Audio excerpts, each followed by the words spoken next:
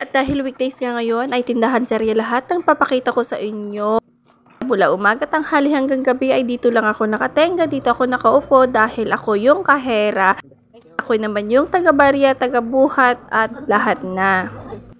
Pag umaga nga at hanggang hapon ay doon tayo maraming customer, kaya ayan, maraming bata. Minsan madalas sa hapon palaging bumibili yung mga customer ko ng gatas, ganyan. Kasi sa gabi nila magpagatas ng mga bata. Ayan, yan yung mga fast moving products dito sa amin, dito sa tindahan.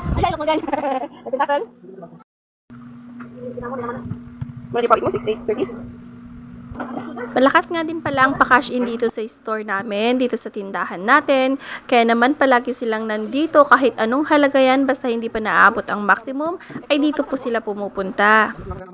Paghapon nga, ay nangangalay na yung kamay ko, kaya naman pagdating ng aking pamangkin, sabi ko sa kanya, ikaw naman dito ngayon ang magkahera dahil yung kamay ko ay talagang namamagan at namamanhid na. Sobrang swollen na siya guys, pagdating ng hapon kasi yung right finger ko ayaw niya nang laging napapagod or nagagalaw, pero still ginagalaw-galaw ko para hindi siya mabaldado. Ayan, kaya kailangan ko siyang igalaw-galaw para naman mas mag-heal daw siya ng mas maaga at mas mabilis.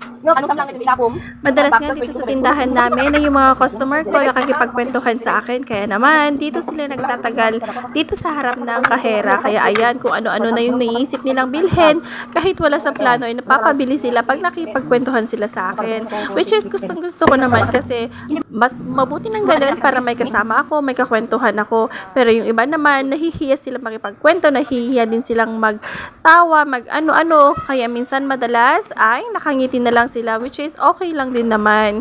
May kanya-kanya tayong preference. Pero lahat ng customer namin dito sa tindahan ay mababait at maaasahan, matitino at marespeto. Kaya itong mag-asawa na ito ay ang happy-happy ko. Mag-isa ko lang nag-ano dyan. Kahit masakit yung kamay ko, okay lang. Yung mga ganitong customer nga, na-appreciate ko minsan kasi palagi nilang sinasabi, tulungan ka na namin, ganon. Kaya minsan, pag kulang sila lang 50 cents, lalo na pag marami na yung binili nila, ay pinagbibigyan ko na. Ganon yun. Give and take lang naman sa mga negosyong ganito. Kasi, ang pangit naman na kahit konting sentimo na lang ay kinukuha mo. Though naiintindihan ko naman yung iba na ang barya pag naipon ay nagiging malaki, which is true. Pero pagka malaki naman na yung nabili ay gusto ko naman ng pinagbibigyan yung mga parang pakonsuelo ba, which is hindi naman madalas ginagawa. Minsan-minsan lang. Sa pagtitinda, sipag at tiyaga lang ang puhunan guys, at dapat maging mabait ka, palagi kang nangiti, bawal kang magsimangot, at kung ano lang yung meron ka, yun lang ang ibili mo. Wag kang uutang para lang maipakita sa ibang tao na marami kang paninda. Yun lamang po, maraming salamat.